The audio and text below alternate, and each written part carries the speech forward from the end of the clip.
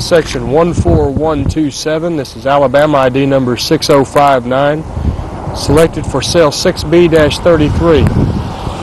This is on US 72. We're in the eastbound lanes. That's Elgin, Alabama, if that wasn't picked up with that truck going by. Okay, this was selected to have a low pavement structure. It's just below the borderline of 3.6. The original pavement condition was indicated as being bad, and I think we've got a good candidate here from that standpoint, at least from cracking. This was originally built or opened to traffic back in '74, and it's going to be receiving a surface treatment on top of it, and then about 1.25 inches of asphalt concrete, about 150 pounds total per square yard on top of the existing pavement. The rest of the roadway project in here is going to be milled before the overlay is placed.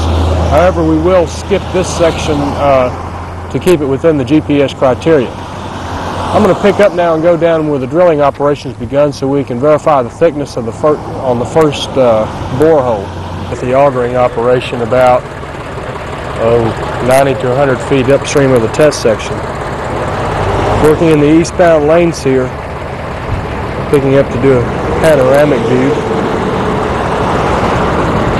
So you can see the stripe defining the beginning of the test section just up ahead there. And then there the test section lies on an upgrade of around 1.5% in that area, but that's coming off of an upgrade of around 5%. Which is something that needs to be accounted for in the analysis, I think. We didn't have the original profile out here, or the natural profile, before construction. So we had to more or less select by sight. And what you can see on down there is that we are in a cut section throughout. Typical cuts is around 5 to 6 feet, or 5 to 7 feet I should say, with an average of being around 6 feet, about the top of my head. The test section begins up there right at the point where the paved ditch begins. You can see that point right in the center of the screen. Working on around, we would have started the test section on back here and avoided that driveway if it hadn't been for something that I'll show in just a moment. Okay, what you see back there is the second creek arm of, I guess it's the Wheeler Reservoir. The Wheeler Dam's on back up behind us there on the Tennessee River. Okay, what I was referring to, and why we didn't bring it back further, is you can see the I guess what you could call a skin patch in here. What it is a surface treatment placed just at this point where there had been some excessive spalling of the cracks or excessive rattling of the wearing force here. This is only done, as you can see in this case, in the inside wheel path, and you'll notice as we go through that the worst distress appears to be, or the greatest crack widths appear to be in the inside wheel path throughout the test section. Looking back on down, you can see the grade that I mentioned was pretty steep leading on up into this test section.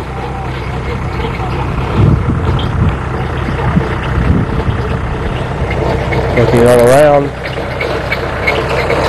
seeing kind of a rural residential area out here. This project, incidentally, is scheduled for overlay this summer. When I was reviewing the plans on this, what I had was the plans for the original pavement. And the sections that I'd picked out initially were down at the other end of the project, but an earlier project done last year overlaid those, obviously taking them out of consideration for our use here. However, this hasn't got it yet, and it's scheduled to be overlaid this summer sometime. And it's very important in a case like this to get the Pasco unit across here before the overlay is placed. You'll see what I'm talking about, particularly just as in some of the other sections we've looked at here in Alabama as we get on down. It's very difficult to classify the cracking. It's kind of I'm referring to it as a modified block cracking, or at least a lot of what we see on there in the first couple of stations. So getting through the crushed iron